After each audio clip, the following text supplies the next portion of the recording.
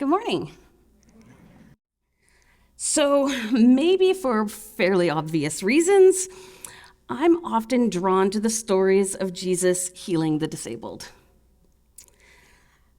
In many of these encounters, the people in question aren't even named, especially the women. The focus is, rightfully so, on Jesus.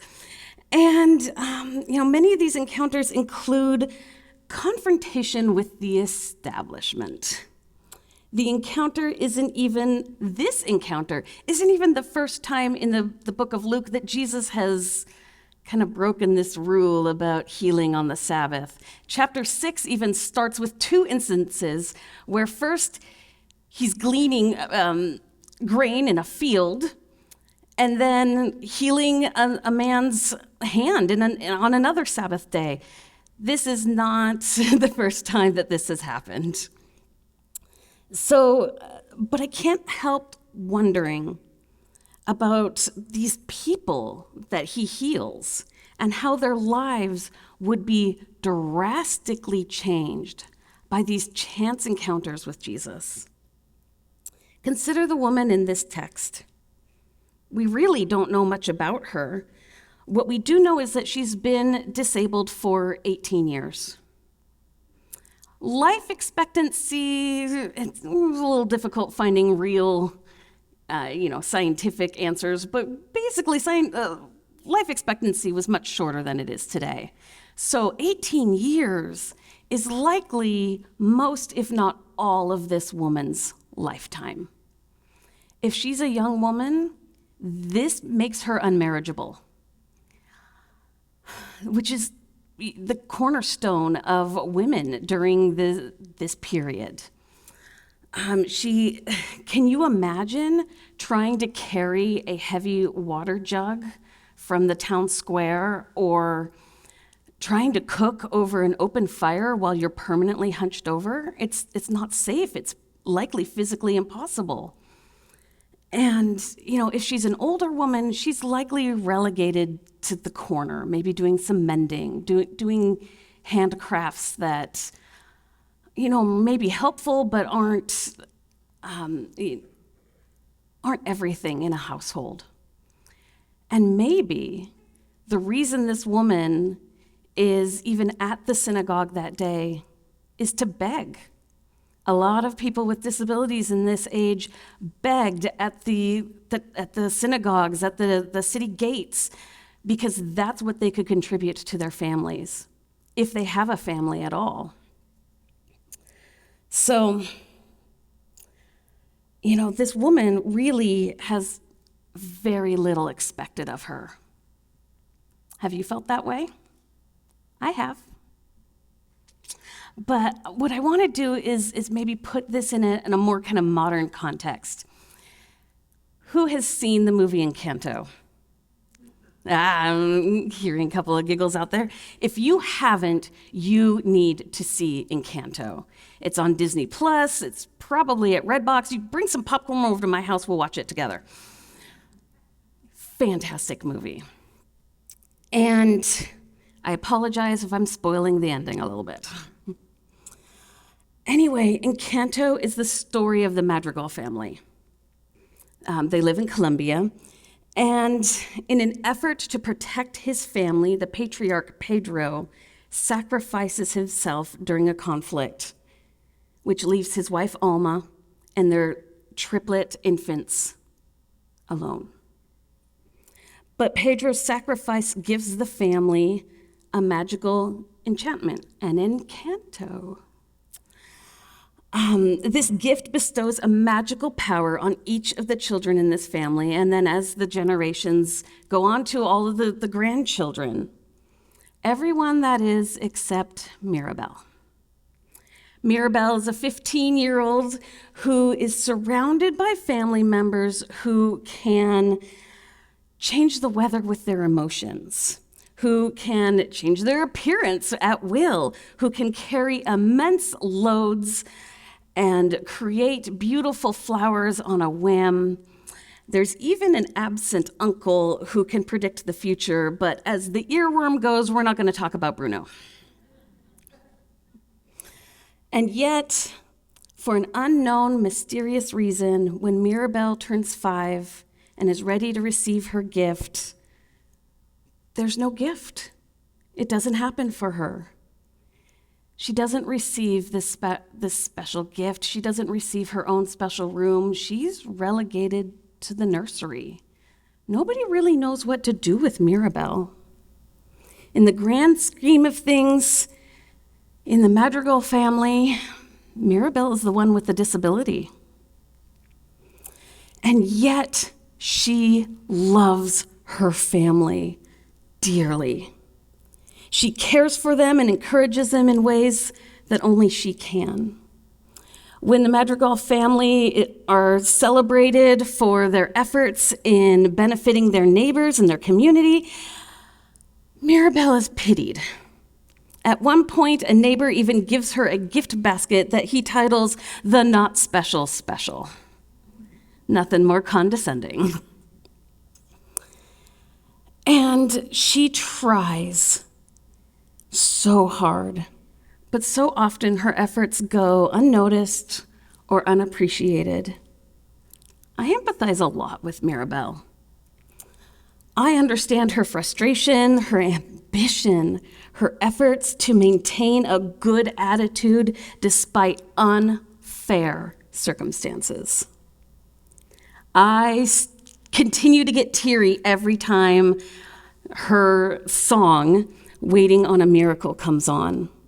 This is a girl that, in her words, is patient, steadfast, and steady, and yet she is still waiting for her turn to shine, to contribute, to be appreciated. It's Mirabel that raises the alarm that the Encanto is in danger, but she is dismissed. Mirabel is accused of being jealous. Little is expected of Mirabel. And of course, the house and the family are in danger and they are falling apart around them. It is Mirabel's tenacity, love, and perseverance that prove to be the gifts that restore her family and home. And yet she is met with resistance, and not from outside forces, but from within, specifically her grandmother, her abuela. The fear of change, the fear of challenging the status quo, the fear of the unknown are the true enemies in this story. And only when forgiveness, compassion, and understanding are achieved is the Encanto saved. In the end, what the Madrigals needed most was restoration. And isn't that what Jesus is achieving in this miracle? Restoration. Not just restoration of a body, but the restoration of a spirit and a relationship with God. The first thing she does is praise God. I can't imagine this was a meek, oh, thank you. I just envision her jumping up and down, dancing, shouting for joy at the top of her lungs. This is literally the embodiment of mourning turning into dancing. We sang that this morning. And notice, the enemies are fellow Jews. These are people who are afraid of change, afraid of challenging the status quo, and fear of the unknown. Notably, it is these standards that Jesus is challenging that keeps the Pharisees and scribes in power. They don't want these things challenged. Instead of rejoicing with this woman that they have likely known every single day of their life. And if you notice, they're really not even chastising Jesus directly. They're aiming their criticisms at her. The quote is, "There are 6 days on which work ought to be done. Come on those days and be cured, not on the Sabbath day." It's her fault. She came on the wrong day. They're blaming her. And despite the fact that the term victim blaming is relatively new, it is not a new concept. The woman would have been blamed for her condition in the first place. It would have been seen as a moral failing. It was her fault she was disabled. We don't know why she's burdened with this, any more than why bad things happen to good people today. It's because there are forces that oppose God at play. But Jesus' healing on the Sabbath is far from being an action against the law or God's purposes. It is in harmony with God's character and ways. Jesus' response is, "Do not each of you on the Sabbath untie his ox or his donkey from the manger and lead it to water? It would be inhumane to leave your defenseless animal without food or water probably in the heat." I'm not comparing this woman to an animal. Instead, consider the root of the word humane. It's human.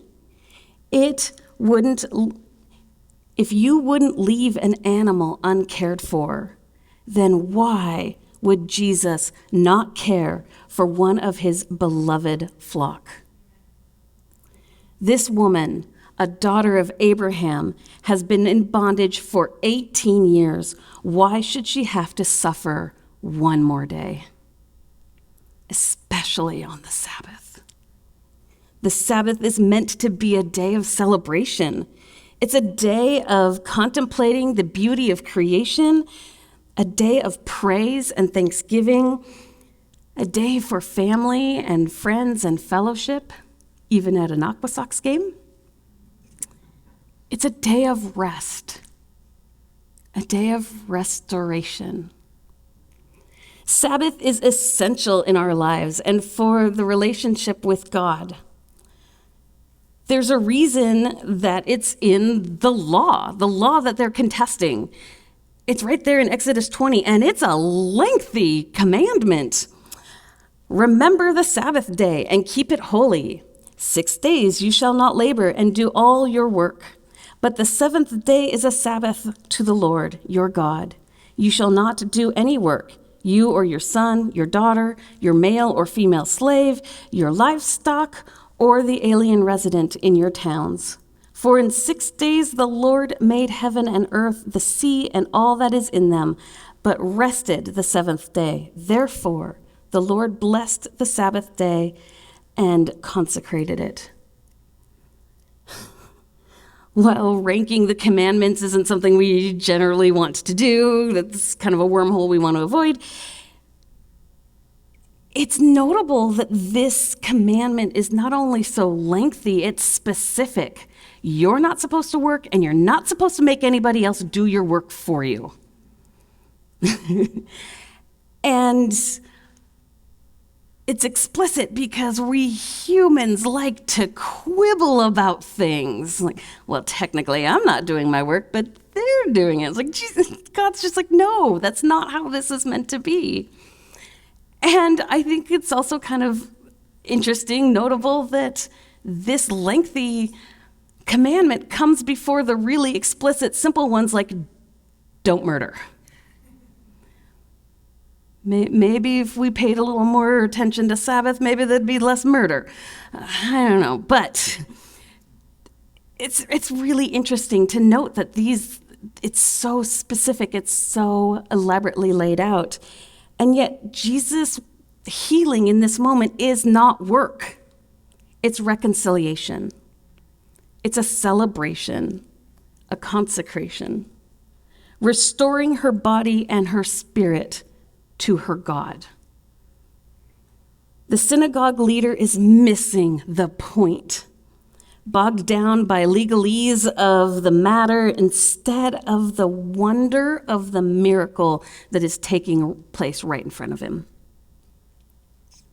In Encanto, Mirabel is disabled, but it's this that defies all odds and proves to be the most powerful gift of all. Similarly, this Luke 13 woman's disability demonstrates God's sovereignty, love, and compassion. She's not angry with God for her ailment. Rather, she rejoices with her neighbors. She is freed from an oppressive spirit. In the Bible, this oppressive spirit manifests itself in a physical disability. But I imagine we can all recognize that today it manifests itself in sneakier ways. It is the voice in our heads that tells us that we are not enough or unwanted. It's the temptation or the addiction that we struggle with. It's the longing to fill our lives with stuff, material things. It is our obsession with work and power and money, and so on. We could make a list all day. We all struggle with forces that distract us and keep us from God. I have a suspicion that most of us can name ours. And if you can't off the top of your head, we're human. I imagine that that's something you need to spend some time in prayer and discernment with. I know mine. And while vulnerability from the pulpit is admirable, I think I'm going to keep that to myself for the moment. It's between me and Jesus and my therapist. These are things I'm working on myself, which is an important point anyway. Sometimes we need help dispelling our demons. Jesus is the first and the best line of defense, but sometimes Jesus also recruits reinforcements. Medical and mental health providers and treatment are both weapons in this good fight. We can't prevail on our own. The woman in Luke 13 couldn't heal herself. She needed Jesus. I need Jesus. You need Jesus. And sometimes, like those who fear the change and the unknown, when we turn to Jesus, others might scoff, criticize, or even shame you. But I think what you will also find is there are also those who will celebrate, who will rejoice in your restoration. Please join me in prayer.